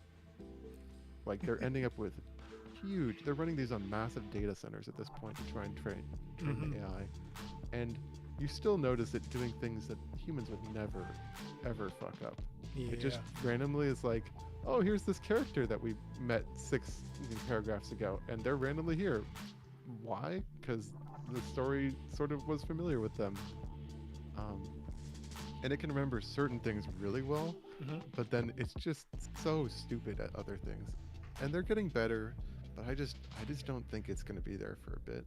Well, it's weird because in terms of the AI, now I know very, very little about AI, but I do know that part of machine learning is the way that they build up the neural nets using weights and expectation and trying to basically abstract everything possible to some sort of weight and some sort of number and then mashing it back together. It's weird because a human would never mess those things up, but also in some ways a human might never even consider to put some things together. Yeah. So it's like, as successful as they may be, wouldn't it kind of take a human touch to be able to figure out, well, what weights should it be considering in the first place? What feels human? Yeah, it does some weird stuff because it's basically the way I think of AI Dungeon and similar is it's like, here's massive amounts of literature and here's the way people have written this before. So you give it sort of some sort of story, and it kind of estimates based off of previous stories, and it really feels like you're writing, like there's like a ghost writer of all combined literature doing your writing for you, Mhm. but it is literally combined literature. And you want to talk about like old techniques being reused in games? Like if you want AI with how we currently do things is the king of this, because it has nothing new at all. Everything is like pre-programmed, and a DM can have original ideas and can adapt things in a way that's never been done before. The But computer AI has no chance. will only stay within things it's seen before. Period. It can't like innovate, at least with what we have now. It's more like it's cobbling the finest aspects of everything together in novel ways, but it's not actually generating anything new per se. Yes. It kind of it can't does. do that. Granted, there is, a vast amount of stuff you've never even, like maybe your ideas aren't actually original. Sure. Like that's entirely possible. Is that everything you're writing is more or less what's been written before. So, yeah, it's a lot. It's pretty expensive, but it feels very limited and stupid sometimes. I'm sure there are a lot of specific cases as well where it's like the cracks begin to show the moment you try to put any pressure on it. Yeah, if you want to break it, it's very breakable. And when I'm thinking of like my self-driving car or something, I'm like, I don't know. It's like, what if there was a anime waifu sticker on the car in front of me? How is it going to recognize that? Is it going to, think Monica and, want to run it over or something? I don't know. See, I never want to see an AI that gets into anime, because the world is going to literally be destroyed by that point on. Every single ending with that either ends up with the computers destroying themselves and us in the process, or just coming after us. Yeah. Anyway, I tangent about AI pretty easily. I'm interested in it, but I never want to work in the industry again. It seems really interesting. The thing about it is it just seems so. Well, how would I put it? It seems almost like a mystery in and of itself. It's engaging because you think, oh, AI, what's going on? What could it possibly be? How much math is required? And then anybody who tries to talk about it can only speak in the most vague of senses that it keeps that mystique. That's something so interesting, is that when you talk to like systems analysts, programmers, genius people, they can program anything. They're like the way that games are currently made by and large is off of really smart programmers that know the languages in depth. Programming with AI, there's the mathematicians who come up with like the actual like algorithms and stuff, and that's really intense. But a lot of programming with AI is just this black box of we don't know how it works. You put stuff in and you get stuff out, and you start. It's very unique with getting a feel for it in like the most vaguest of senses of like, oh, if I tinker with this, then I know that it will do this sort of thing, but you don't know why at all. Right? Sorry, that was my phone. I will not answer it right now. What was that ringtone? So it didn't sound. That was wait. That was Amane Kanata singing Soran Bushi from her debut stream that I took offline. I cut up and I made my ringtone. Okay. Yo, 30 minutes well spent. Well, but okay, do you mind if I tell a little story on that one though? Okay. The reason that I took that one is because I actually learned that song when we went and did a tour in Japan. And fucking Japan? When I was younger as part of choir, oh yeah. Damn, you're a serious choir boy. Oh my god, choir was life. It was a product, a brand, and a lifestyle, and I lived the hell out of it. But we learned that song, and they really do like perform it in high schools, and they had all these big ass drums on stage, and it's so hype. Like the principal got on the mic and was cheering with everybody. So I never forgot Damn. that song. And then when she started singing it, I was like, this is why I've got to continue to watch HoloLive, because there's some connection we got. It's true. That's damn cool. Traveling the world as a musician. I want to be doing more music stuff, but I'm not gonna harp on that one at all. So for the do you want to do? Okay, we've got 3 ones kind of left that I could ask you about. It's either Most of the games I play for shooters are not that interesting. like, what do you? They're fairly competitive. Like competitive shooters, I think have a totally different take on unique gunplay mechanics than, like Doom or something. I think a lot of single-player shooters have much more room for kind of fun shooting mechanics, and this one's like, oh, this type of bullet travels slower but does more damage, but it's like it travels 20% slower and does 5% more. It's like the most boring gameplay mechanics out there. Yeah, most of the stuff is like on the competitive level. It's kind of interesting, but it's not unique. Distance and time to kill and stuff like that. Yeah, time to kill. Like, oh, how do you? This is like competitive gameplay balancing, which is very interesting for 2% of people, but it's not. It doesn't really matter, and it's like, unless you're talking to, head of balance at, Raven Software, it's not really that. It's not unique in that sort of in a way that's actually unique. Well, okay. This is my favorite unique gun in PUBG was the VSS, which was a completely suppressed sniper that you could just. It didn't do very much damage, but you could absolutely just pick people off, and they had no idea where you were. It was very fun. That was about the most unique one. Warzone has not much in the way of interesting guns. Sorry, Jim. 1 second. My cat. Jedi. Hey, come here. Jedi. What?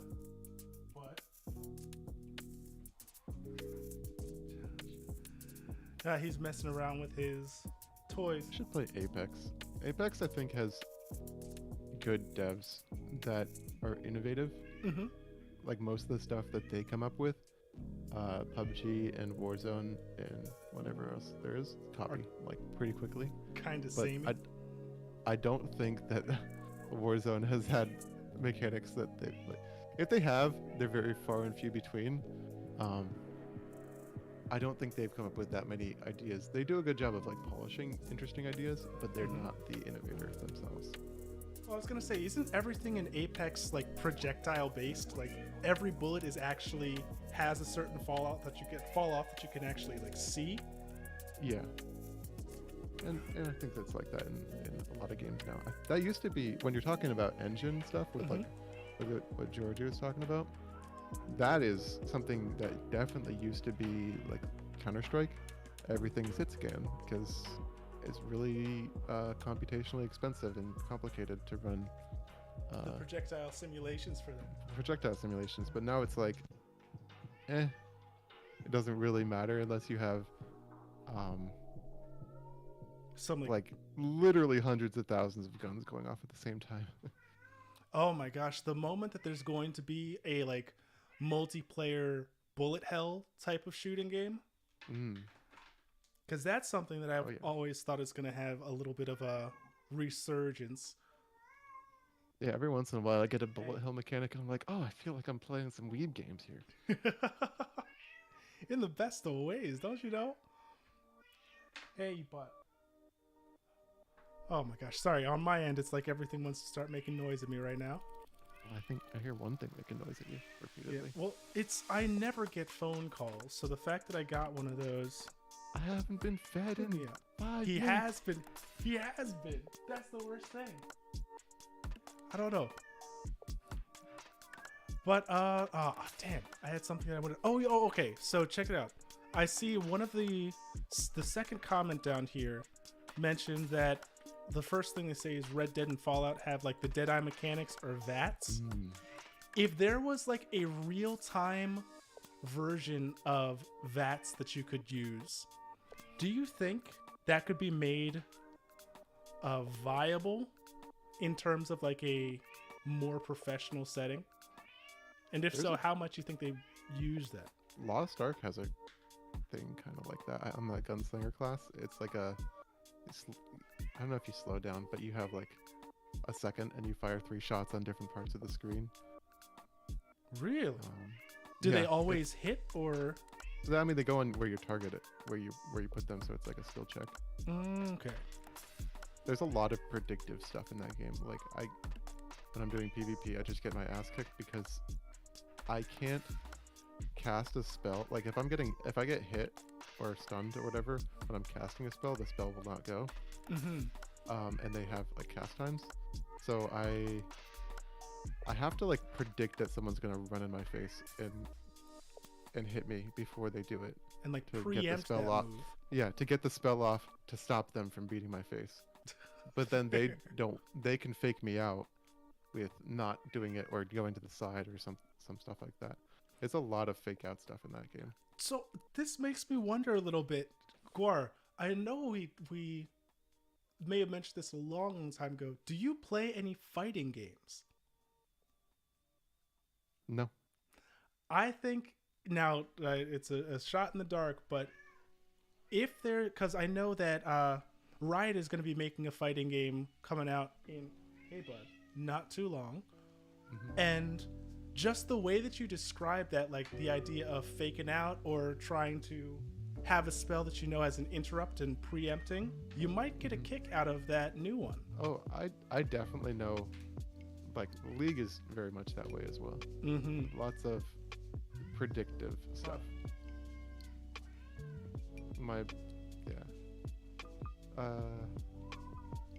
Give me, sorry, I got to give me League has a one lot of quick fighting second. game mechanics in it in general. It does, and the speed of it is also something that I've heard a lot of people say, like, oh, how do you get into fighting games when they move that quickly? After a while, if you get you just get used to it, and it makes sense because a lot of it is determinative, like not determinative, but when you do something, you know generally how successful it's going to be, even though it looks mad complex. Yeah, like my do you see the picture I sent you? Fucking cat. Of the, I see fancy that. I do see that. Epitome of cats. But It's so this is like one of my favorite clips I've ever done, and it's just all dodges on every single ability because I am predicting where they're all gonna go.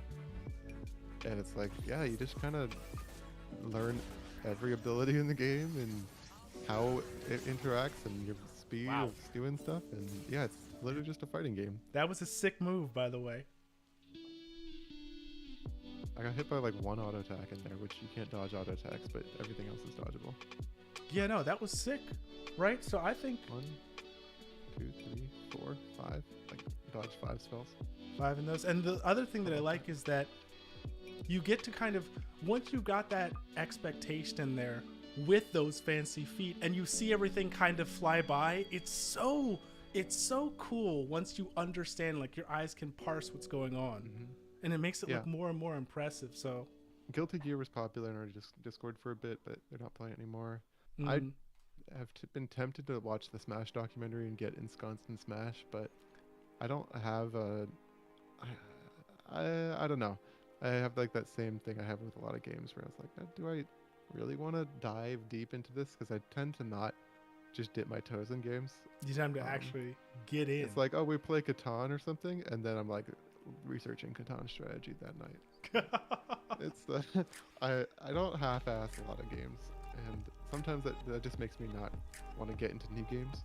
Hey, you're sounding more and more like a fighting game player by the moment. I know. You really do. Probably, but I don't know. I don't want to get my ass kicked by my friend.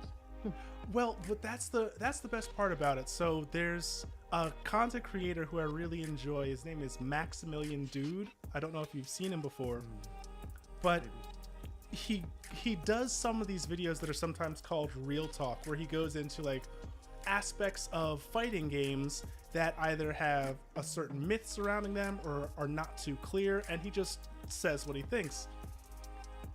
If you're playing with your friend and they are so much better than you that you never have a chance to get better, you will hate fighting games all the time. Mm-hmm. But if it's like they kick your ass once and then twice, and then the third time you get them to like 70%, yeah, that type of experience is literally going to carry you for years upon years upon years, and you'll never want to get beaten into the ground, but you do take lumps no matter what, and that's kind of like the fun of the experience. Yeah. It sounds like you'd love it. Yeah. Plus, when you start beating your friends, that's when it gets even better. Yeah, exactly. Yeah, I'm sure I'd like it. I don't know. We've been doing less League lately for whatever reason, and I don't know.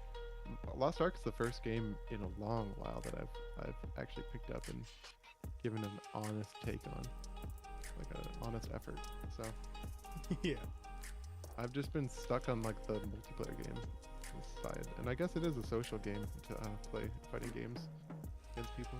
Yep, and well, interestingly enough, it's one of the few game types, or at least game genres, where there will almost always be people willing to play. Like, yeah, but I don't want to play against your average Smash person.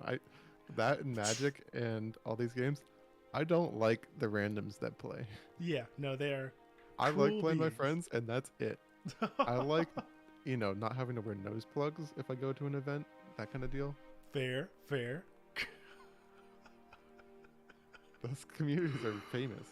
Oh my gosh! Well, Smash my eyes especially, are watering. like it's a form of intimidation when they can flap their arms at you and you have to like hold your breath for the next 30 seconds. No. Oh. And I'm only going off the story. Oh, actually, when I was down at Full Sail, my roommate played in a Smash tournament that they had at our library thing, because that was something that Full Sail was just so cool to have. I swear, he walked in looking like somewhat decent, wearing a t-shirt and some shorts, and when he walked out, there was like this moisture in his hair. He was not looking happy, and I swear to God, if you told me he had sat in a sauna for a bit, I'd believe you. The aura of those places, man. Now this was years ago, but I hate it. You don't want to subject yourself to that at all. Yeah. All right. Well, you got another random thing on gameplay mechanics or whatever from game design? I did have one of them was a. Wait. So speaking of, oh my gosh. Fighting game revolution. Oh my God. Speaking of fighting games, this is one video that I will show on stream, and I'm gonna send to you just because this is the our game design post. Fighting game revolution is now. I've been working on a revolutionary fighting game for over 2 years with a dear friend. It would mean so much to get your thoughts on it, and there will be great prize. Please read the document for details. PC only. This is the video, and I just want you to watch it for a second and tell me if it screams fighting game revolution to you by any chance. No.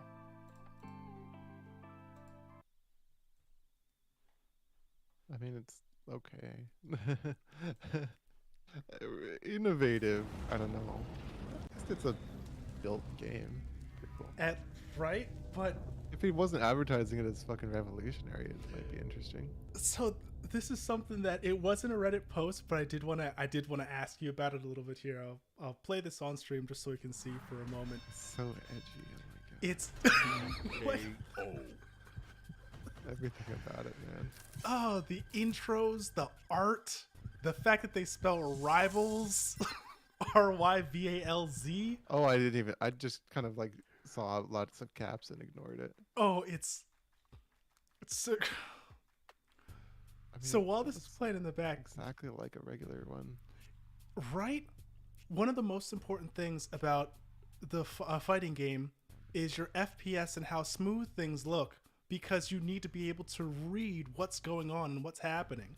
I was sort of chalking that up to the video just being bad, but yeah, you would think they would have a good recording. You'd think they would. Oh, he's literally sharing desktop on the video. Oh, I didn't even notice that.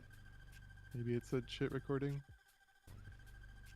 Imagine it just runs at like 20 frames. That's It we would be would be jumping the worst. all the way back in history for that. So it's Shoji, I've never seen a game like this.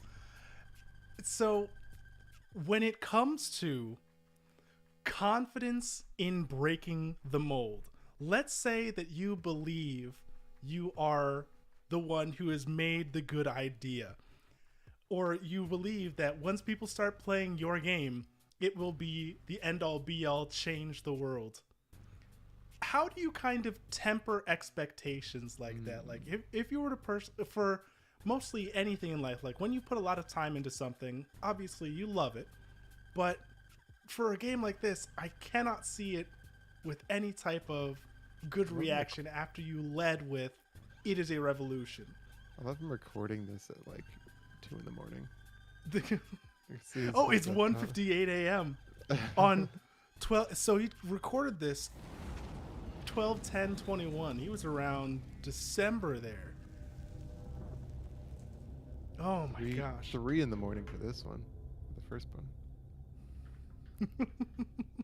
I don't get how he doesn't have a better trailer or editor or anything. Right? He's not showing off the best sides of it. Yeah, I've definitely with like rafting trips and stuff, overhyped stuff for people, and I feel like I ruined the experience sometimes.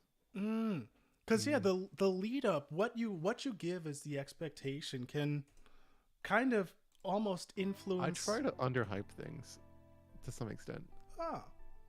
Not just trying to be very normal about it, because you can have the best thing in the world and it doesn't if you overhype it, it still doesn't work. Like it's still well, one, everything has problems, but like it's impossible for this to pop off now, I feel. Most likely. And it's crazy. Well, as a side to that, how do you deal with having some of your own hype a little quashed or a little stepped on? Because I was having this issue not too long ago where I have a project that I'm working on, and I thought that I had a really good handle on everything, and I thought it was going exceedingly well, and all of a sudden I kind of had to face the reality of, nah, it's not as good as I thought, and it may even be bad. So just like tempering my own expectations like that and coming back from it. How might you do something like that? I know it's a very different style of question. Yeah, it's an interesting one, because I think any sort of like project or anything that you're working on for a while has the potential to have that happen. And what do you do? I don't know.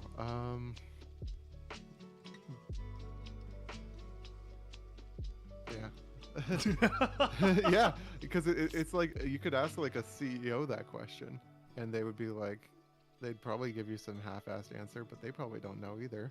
Do you ride or die and just stick with it and put it out? I think probably. It's like, actually, this is just like a Shark Tank episode, right? Like someone comes in with a fucking stinker. What do you do? Do you tell them your idea's hot garbage? Probably. You tell them like, how much did you blow up your life savings on this project? You gotta know when to call it quits, I guess. Mhm. You gotta share it with people, for one, to see if it's just imposter syndrome.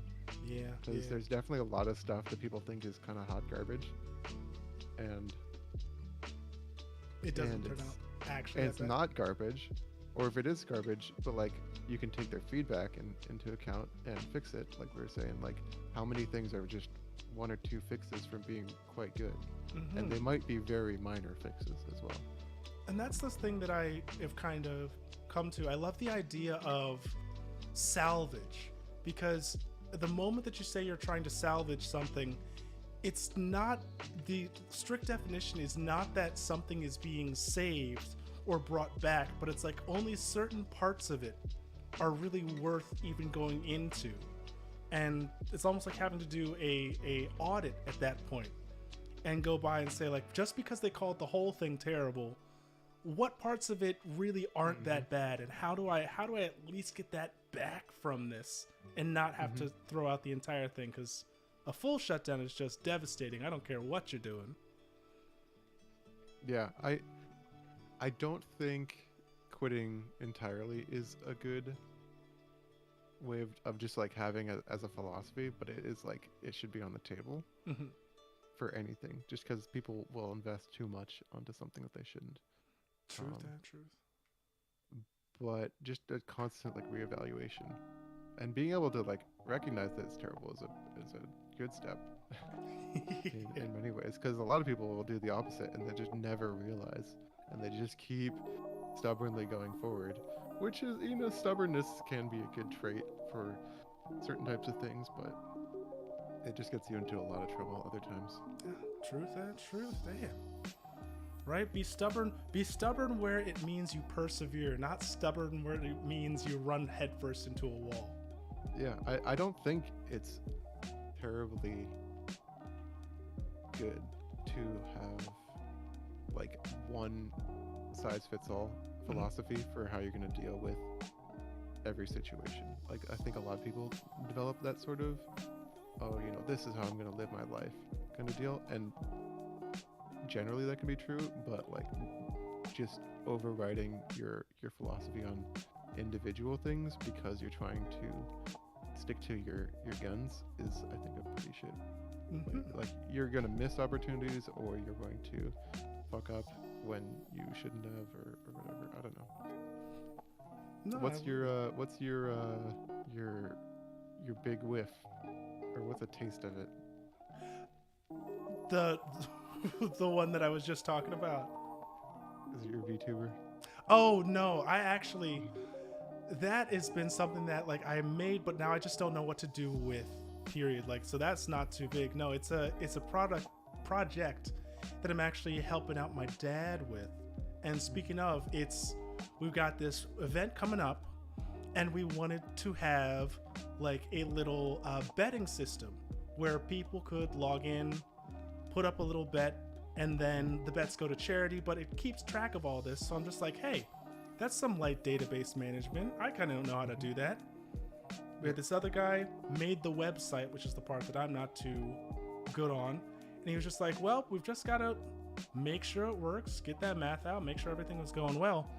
And all my implementations that I've been trying have just like, because I told them, oh yeah, I can do this. We've got what, 3 months? I'll be absolutely fine with it. That Yeah. sort of problem. And well, because I thought I have 2 degrees and shit like this, but it just, oh my gosh, everything was going terribly. But I was like, that's just a minor setback. It's not that bad. Work another day. Work another day. Work another day. And then they were like, okay, what do you have? And as I had been telling them, everything's kind of going along okay. We'll make it. We'll make it by the end. Don't worry. And then when I had to present it, I was like, you know what? It's gonna work, right? And then in my head, I was just feeling terrible about it because I was like, I've been telling them it's okay and I've had confidence in myself, but up against it, it's kind of just shit. Like How up against it are you? well, luckily enough, we still have a month and a half to go. So there's time, but in the month and a half getting here, I'm still at square one effectively, because they were just like, you know what? You got to remake it. And I said, you know what? That's fine. But it's got me feeling kind of troubled about it. So Yeah. that's That sort of thing where it's like, if you can't solve it, you can't solve it in a way. And the deadline is like on a pet project, it's like, oh, whatever, you know, you can work on it and work on it and work on it. But software stuff can just be a beast of unsolvability. Like, my buddy he does like some game programming stuff, and he has a little puzzle game. But he definitely likes to challenge himself with what he's programming, and I think his game is more of a coding exercise than anything. Mm-hmm. But he's worked on it for years at this point, and he's rewritten certain systems multiple times on how they work. But like, he was running into some issues that Unity does not have a solution for, and he found one academic paper for how to render something in the system. And it's like, at what point is this a reasonable problem? Are you the one going to figure out the solution for this? Not sure. Yeah. And at that point, it's like, well, especially if it's, once you realize that you have to dip into academia for somebody who's like, well, I wrote this one paper, it's 70 pages going through, a bunch of different stuff, rendering especially. Oh my gosh. This is a very fitting one for everything software engineering. And I know GIS. This is the main thing I work with. Hey. But,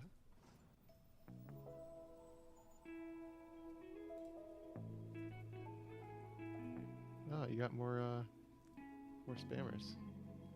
Oh, Wow. I saw What a title on that one. That's so brutal. It is. By the way, was that you or Georgie who deleted the earlier ones? I wanted to say thank you so much, Georgie the mod, keeping me alive. Guar the mod, keeping me alive. You know it. I just Can I ban Georgie? Let's see. Not really. Don't. It won't let me anymore. I appreciate you so much, Georgie. Yeah, the idea of biting off more than you can chew with software Is like, man. oh, take a photo. Oh, are they in a national park? Oh yeah, sure. I can kind of puzzle out how that works. You know, you do this and you do this. You do some math and not a big deal. Is it a photo of a bird? I'll need a research team in 5 years. It's so true. It's like, you don't necessarily know, unless you've done this a few times, how brutal what you're getting into with software is going to be. And unless you've like literally done this can before. lead you to the hardest answers to get. Georgie, those girls are desperate. But I did want to say, so it's been about 2 hours. Yeah. I want to actually call this one here. Yeah, I gotta get ready anyway. Oh damn! Perfect timing. I want to say, yo, Guar, I think this is the first time we've had a actual vocalized conversation. Yeah. Weirdly enough, like years up. Huh? Weird. I enjoyed the hell out of having you. Yeah. 100%. Yeah. And I know you took the day off because you're helping with the movement primarily, but yo, every once in a while, having a stream like this would be really fun. Again. 100%. Plus, also, I'm gonna try to like be on Discord. So, hey, if you see me on, you got anything interesting, let me know. Mm-hmm. Just send random loot memes and stuff. Oh my gosh, I'm all about them. Plus, I've been getting a little bit more into my artwork and learning from some places. I my still gosh. have my tablet, and it's actually the biggest pain in the ass that I have to plug it in with their very specific cable into my computer. It's not a USB-C cable, but it uses the exact same connection. Really? Like, that means I have to be sitting at my fucking desk in like one particular spot to use it. I'm like, that's fucking lame. I want to do it in bed. Right? You want to create art where it's most comfortable to. Damn it. Yeah, I don't want to be drawing at a table like a professional. What Well, I'm drawing is not professional. damn straight. But I want to say, ending the stream here, Georgie. Thank you for being in. I am gonna try to be streaming more regularly. I don't know if I can do every single day, but we'll see. If you catch me on, please do stop by. But no matter who, no matter how, no matter where, thank you